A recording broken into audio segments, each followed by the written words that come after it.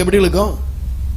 கருக்கு பிறுக்குன்னு கேட்க வந்தீங்களா? அதே மாதிரி கர்த்தரே ஸ்தோத்திரம். அந்த பாட்டு பாடின வர்றது அபிஷேகம் அல்ல, கைத்தட்ட வர்றது அபிஷேகம் அல்ல.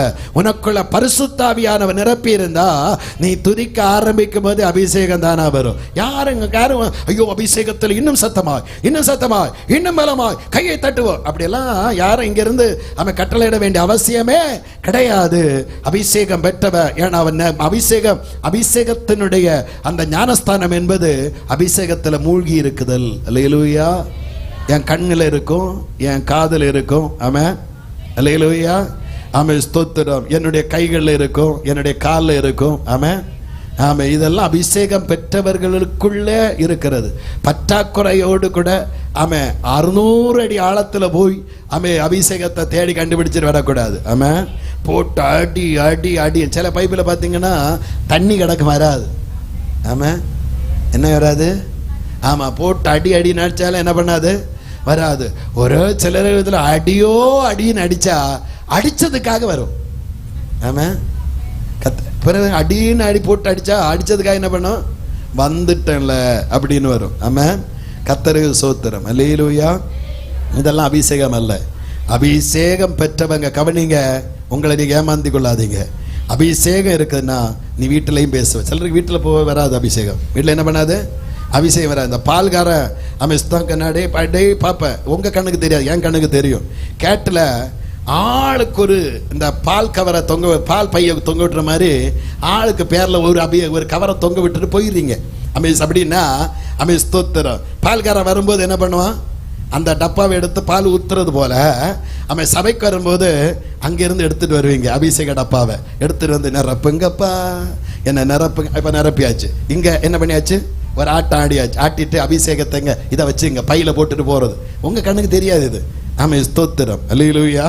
ஆனால் எனக்கு தெரியும் அபிஷேகம் என்பது நீ சமையல் அறையில் அபிஷேகம் இருக்கும். ஆமென். கர்த்தருக்கு ஸ்தோத்திரம். அல்லேலூயா. என்ன பாஸ்டர் நீங்க புதுசா பிரசங்கம் பண்ற மாதிரி இருக்கு. எனக்கு வீடு இங்க விட்டுட்டு வீட்டு போனாலே என்ன வர மாட்டேங்குது? வாயத்தனம் சொல்லுங்க. என்ன வர மாட்டேங்குது? அபிஷேகம் வந்தாதான் உனக்குள்ள இருக்கிற பரிசுத்தாவின் அபிஷேகம். இல்லைன்னா லூசிபருடைய அபிஷேகம். சபையில வந்து மட்டும் அந்நிய பாஷை பேசிட்டு போறேன்னா உனக்கு பரிசுத்தாவியானுடைய அபிஷேகம் கிடையாது பிரதர், கிடையாது சிஸ்டர். தைரியமா சொல்ல முடியும். பரிசுத்தாவின் அபிஷேகம்னா பரிசுத்தாவினை நிரம்பி இருக்கிற அனுபவம் தான் அபிஷேகம். அல்லேலூயா. கர்த்தருடைய நாமத்தினால். அப்போனா ஏமாற்றிக் கொள்ளாதீங்க. ஒருவேளை அபிஷேகம் இல்லைன்னா இந்த ஆராதனை முடிவில் நம்ம அபிஷேகத்தை கேட்டு பெற்றுக்கொள்ள போகிறோம். ஆனால் ஏமாற்றிக் கொள்ளக்கூடாது. ஆனால் அந்நிய பாஷை சபையில் வந்து அந்நிய பாஷை வருது, வீட்டில் வந்தா ஆமென் ஸ்தோத்திரம் ஒன்றுமே இல்லை, அந்த அனுபவமே இல்லை அப்படின்னா உங்களை ஏமாற்றிக் கொள்ளாதீங்க. அது அபிஷேகமே கிடையாது. அபிஷேகம்னா எல்லா இடத்துலையும் இருக்கும்.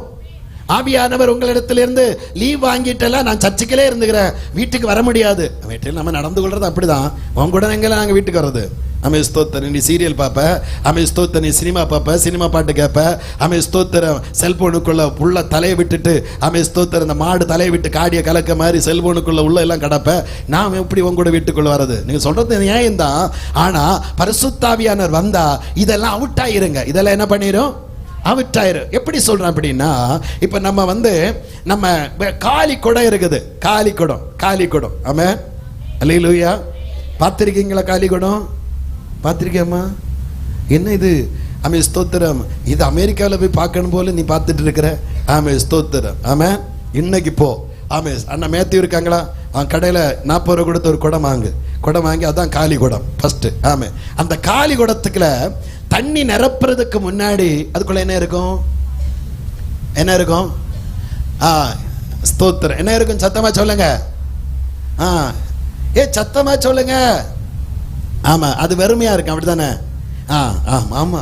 கர்த்தருக்கு ஸ்தோத்திரம். ஆமா, அது காலி குடத்துக்குள்ள காற்று இருக்கும். என்ன இருக்கும்?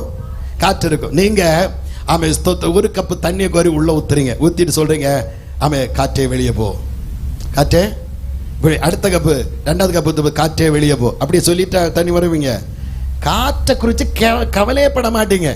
ஆமா, நீங்க உங்களுக்கு நம்ம அந்த தண்ணி நிரம்பினா இடையெல்லாம் தண்ணி நிரம்பி வரும்போது அதுக்குள்ள இருக்கிற காற்று தானா என்ன பண்ணிரும்?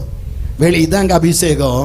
அபிஷேகம் உனக்குள்ள வந்தா இந்த உலக மேக்கப்புகள். ஆமா, நான் பார்க்குற சிலருக்கு பிரிவுமே இல்லை. ஆமென் ஆமென் ஸ்தோத்திரம் அல்லேலூயா. ஆமா பிரிவுமே இல்ல. கர்த்தருக்கு ஸ்தோத்திரம். கர்த்தர் உங்களை ஆசீர்வாதமாய் வைப்பாராக. கர்த்தர்